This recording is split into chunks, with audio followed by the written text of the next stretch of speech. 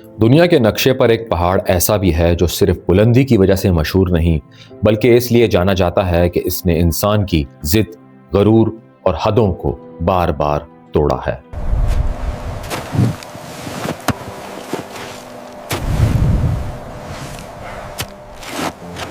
ننگا پربت، جہاں ہوا انسان کی سانس سے تیز چلتی ہے، جہاں موسم فیصلہ بدلنے میں لمحے نہیں لیتا، اور جہاں تاریخ بتاتی ہے کہ ہر کامیابی سے پہلے کئی زندگیاں خاموشی سے دفن ہو چکی ہیں۔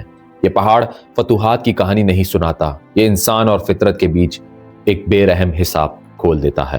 آج ہم اس پہاڑ کی وہ تاریخ دیکھیں گے جو کتابوں میں کم اور قبروں میں زیادہ لکھی گئی ہے۔ ننگا پربت دنیا کے بلند ترین پہاڑوں میں شمار ہوتا ہے اور اس کی بلندی 8126 میٹر ہے۔ یہ پہاڑ قراقرم اور ہمالیہ کے سنگم پر واقع ہے اور دریائے سندھ کے قریب کھڑا ہے، جو اسے جغرافیائی طور پر منفرد بناتا ہے۔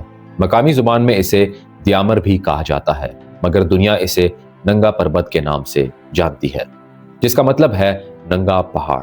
اس کا مغربی رخ دنیا کی سب سے بلند چٹانی دیواروں میں شمار ہوتا ہے، جو تقریباً 4500 میٹر سیدھی اوپر اٹھتی ہیں۔ یہی ساخت اسے عام پہاڑ نہیں بلکہ ایک قدرتی قلعہ بناتی ہے۔ 19ویں صدی کے آخر اور 20ویں صدی کے آغاز میں یورپی طاقتوں میں کوہ پیمائی ایک قومی وقار کی علامت بن چکی تھی۔ برطانیہ، جرمنی اور اٹلی کے لیے بڑے پہاڑ سر کرنا صرف کھیل نہیں بلکہ طاقت اور سائنسی برتری کا اظہار تھا۔ چونکہ ماؤنٹ ایورسٹ پر اس وقت برطانوی اثر تھا، جرمن کوہ پیماؤں نے ننگا پربت کو اپنا ہدف بنایا۔ اس پہاڑ کو جرمن پہاڑ کہا جانے لگا کیونکہ زیادہ تر ابتدائی مہمات جرمنی سے تعلق رکھتی تھی۔ یہی فیصلہ آگے چل کر انسانی تاریخ کے سب سے المناک کوہ پیمائی ابواب میں بدل گیا۔ 1932 میں پہلی منظم جرمن مہم ننگا پربت پر روانہ ہوئی۔ اس مہم کی قیادت تجربہ کار کوہ پیما ولی مرکل کر رہے تھے۔ اس وقت جدید موسم کی پیشگوئی، ہلکا سامان یا فوری رابطے کے ذرائع موجود نہیں تھے۔ ٹیم نے پہاڑ کے خطرناک راستوں، برفانی دراڑوں اور اچانک بدلتے موسم کا سامنا کیا۔ اگرچہ اس مہم نے چوٹی حاصل نہیں کی، مگر اس نے یہ واضح کر دیا کہ ننگا پربت عام پہاڑ نہیں ہے۔ یہاں غلطی کا مطلب صرف ناکامی نہیں بلکہ جان کا ضیاع تھا۔ 1934 میں دوسری بڑی جرمن مہم پربت پر گئی، جو تاریخ کی سب سے دردناک کوہ پیمائی مہمات میں شمار ہوتی ہے۔ شدید برفانی طوفان نے ٹیم کو کئی دنوں تک گھیرے رکھا، خوراک ختم ہونے لگی، راستے بند ہو گئے اور واپسی ممکن نہ رہی۔ اس مہم میں ولی مرکل سمیت کئی کوہ پیما ہلاک ہو گئے۔ ان کی لاشیں برسوں تک پہاڑ میں چھپی رہی۔ یہی واقعہ تھا جس کے بعد ننگا پربت کو دنیا نے قاتل پہاڑ کہنا شروع کر دیا۔ یہ نام کسی افسانے سے نہیں بلکہ حقیقی انسانی المیہ سے جڑا ہوا ہے۔ ننگا پربت کی تاریخ ہمیں یہ دکھاتی ہے کہ یہ پہاڑ صرف بلندی کا امتحان نہیں لیتا بلکہ انسانی صبر، فیصلے اور غرور کو پرکھتا ہے۔ یہاں موسم چند منٹوں میں جان لیوا رخ اختیار کر لیتا ہے اور چھوٹی سی غلطی پوری ٹیم کو تباہ کر سکتی ہے۔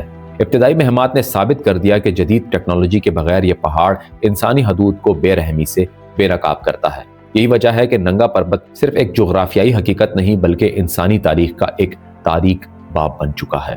1937 میں جرمن کوہ پیماؤں کی ایک اور مہم ننگا پربت پر روانہ ہوئی، جس کا مقصد پچھلی ناکامیوں کے بعد چوٹی کو سر کرنا تھا۔ یہ مہم تکنیکی طور پر بہتر سمجھی جا رہی تھی، مگر قدرت نے ایک بار پھر انسانی منصوبہ بندی کو مسترد کر دیا۔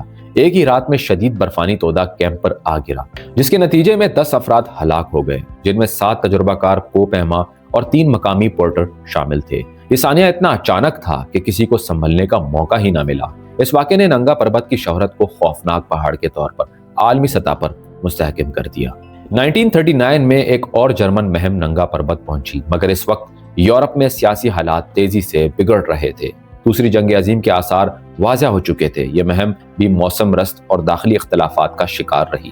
چوٹی تک پہنچنے کی کوئی سنجیدہ پیش رفت نہ ہو سکی اور بالآخر مہم ناکام ہو گئی، اور اس کے فوراً بعد جنگ چھڑ گئی، جس نے کئی برسوں تک ننگا پربت کو انسانی قدموں سے تقریباً خالی کر دیا۔ اس وقفے نے پہاڑ کو مزید پراسرار اور خوفناک بنا دیا۔ 1945 کے بعد دنیا بدل چکی تھی، مگر ننگا پربت ویسا ہی رہا۔ ٹیکنالوجی بہتر ہوئی، سامان ہلکا ہوا، مگر پہاڑ کے بنیادی خطرات کم نہ ہوئے۔ اس دور میں کوہ پیمائی زیادہ منظم ضرور ہوئی، مگر ننگا پربت پر جانے والا ہر شخص جانتا تھا کہ یہاں کامیابی کی کوئی ضمانت نہیں۔ یہی وجہ ہے کہ کئی سال تک بڑے ممالک نے اس پہاڑ سے فاصلہ رکھا، ننگا پربت ایک ایسی علامت بن چکا تھا جہاں انسانی ضد کی قیمت جان سے ادا کی گئی تھی۔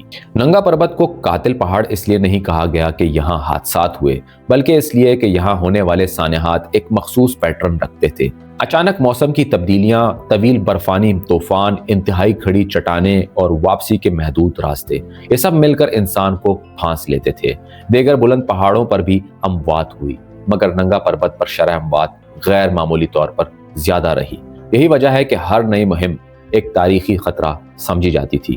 1930 کی دہائی کے بعد ننگا پربت پر طویل عرصے تک خاموشی چھا گئی۔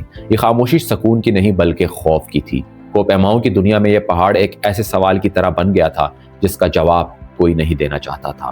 کیا انسان واقعی اس پہاڑ کو سر کر سکتا ہے، یا یہ پہاڑ ہمیشہ انسانی حدوں کی علامت رہے گا؟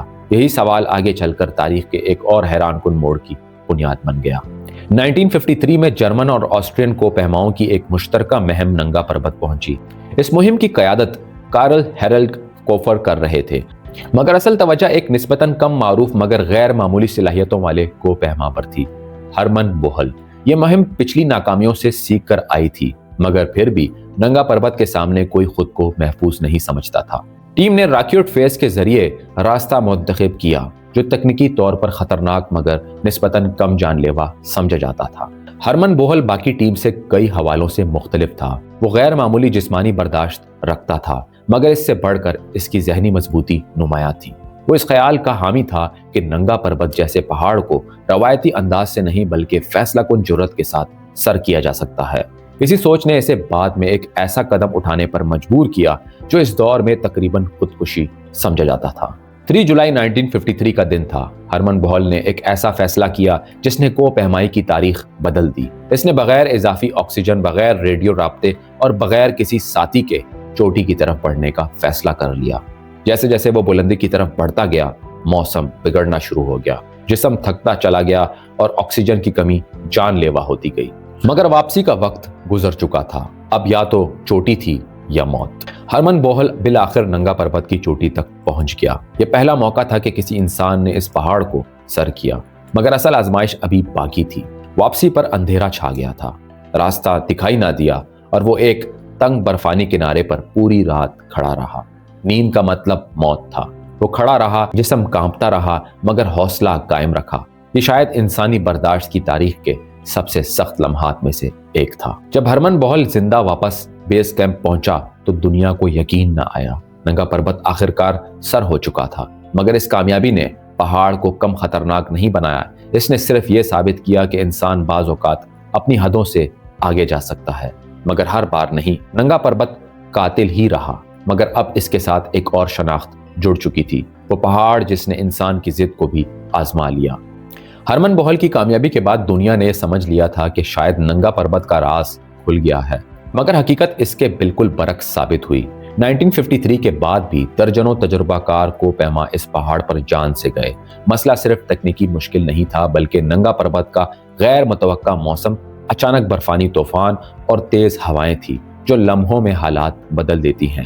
تاریخ یہ واضح کرتی ہے کہ یہ پہاڑ ایک کامیابی کے بعد بھی اپنی فطرت نہیں بدلتا۔ وقت کے ساتھ ساتھ کوہ پیمائی میں جدید ساز و سامان، بہتر کپڑے، موسمی پیش گوئیاں اور مواصلاتی نظام آئے، مگر ننگا پربت پر یہ سب اکثر ناکافی ثابت ہوئے۔ سیٹلائٹ فون، جدید رسیاں اور ہیلمٹ بھی اس وقت بے معنی ہو جاتے ہیں جب پہاڑ پر اچانک برفانی تودہ گرتا ہے یا ہوا کی رفتار جان لیوا حد تک بڑھ جاتی ہے۔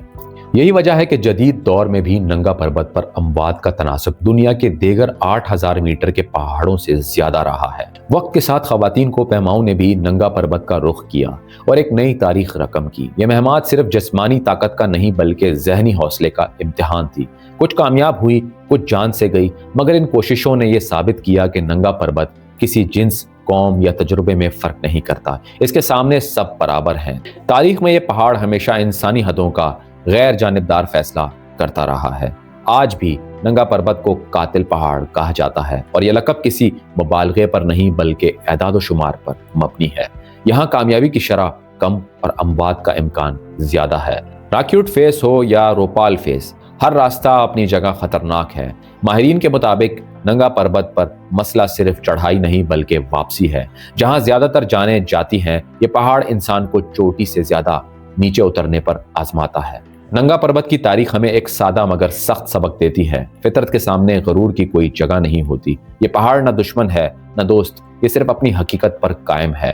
انسان جب تیاری، عاجزی اور حدود کو سمجھ کر آتا ہے تو شاید واپس لوٹ آتا ہے، اور جب ضد اور انا لے کر آتا ہے تو تاریخ کا حصہ بن جاتا ہے۔ ننگا پربت آج بھی کھڑا ہے، خاموش، بے رحم اور غیر جانبدار، اور شاید یہی اس کی سب سے بڑی طاقت ہے۔ دوستو، اگر آپ نے ہمارا چینل سبسکرائب نہیں کیا ہوا تو چینل کو لازمی سبسکرائب کریں، ویڈیو کو لائک کریں، دوستوں کے ساتھ شیئر کریں۔ ملتے ہیں ایک اور کہانی میں، تب تک کے لیے اپنا خیال رکھیے گا۔ اللہ حافظ۔